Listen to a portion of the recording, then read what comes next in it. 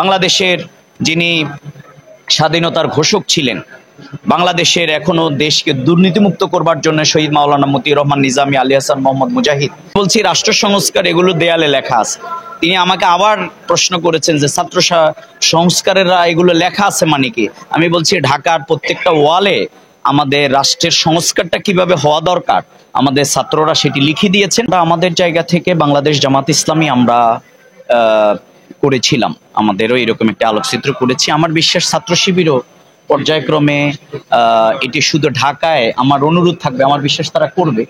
যে প্রত্যেকটি জায়গায় ছাত্র শিবিরও এই 28 অক্টোবর থেকে শুরু করে 2024-এর 5 আগস্ট পর্যন্ত যেই হত্যা, সন্ত্রাস এবং বিশেষ করে শিক্ষা প্রতিষ্ঠানের যেই পবিত্র জায়গাকে ছাত্রলীগ যেভাবে অপমানিত করেছে, যেভাবে একটা ঘৃণিত জায়গায় পরিণত করেছে, ছাত্র রাজনীতির গৌরব উজ্জ্বল ইতিহাসকে যেভাবে তারা পদদলিত করেছে, আমরা মনে করি এটিকে ফিরিয়ে আনার জন্য তাদের এই আলোকচিত্র প্রদর্শনী তৃণমূল পর্যায়ে তারা ছড়িয়ে দেবে এবং ছাত্র সমাজ আবার সেই সুশীল ধারার এবং মেধার ভিত্তিতে যেই ছাত্র রাজনীতি এবং লেজুর ভিত্তিকতা মুক্ত যে ছাত্র রাজনীতি, জাতিকে গড়বার যে ছাত্র রাজনীতি এবং আমাদের জাতিকে মুক্ত করবার জন্য, স্বৈরাচারের কবল থেকে মুক্ত করবার জন্য যে ঐতিহাসিক দৃষ্টান্ত আমাদের শহীদেরা ছাত্র সমাজ রেখেছে, আমি মনে করি জাতির এই মুহূর্তে আমাদের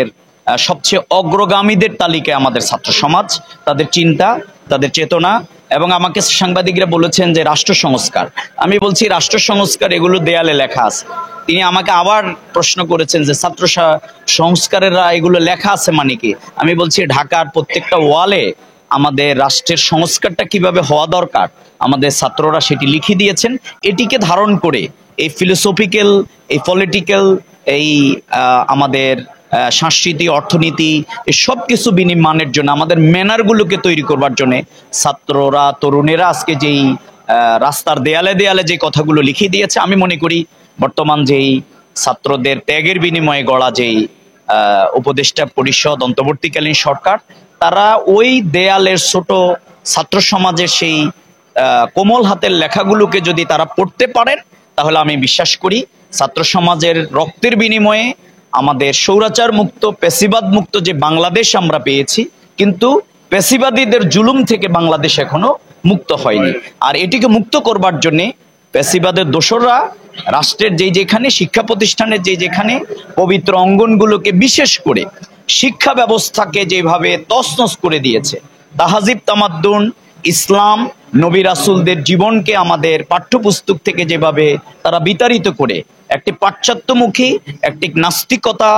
বাদী চেতনায় উজ্জীবিত একটি জাতির প্রজন্ম গড়বার জন্য যে আয়োজনটি তারা করেছে, আমি মনে করি আজকের এই ছাত্র শিবিরের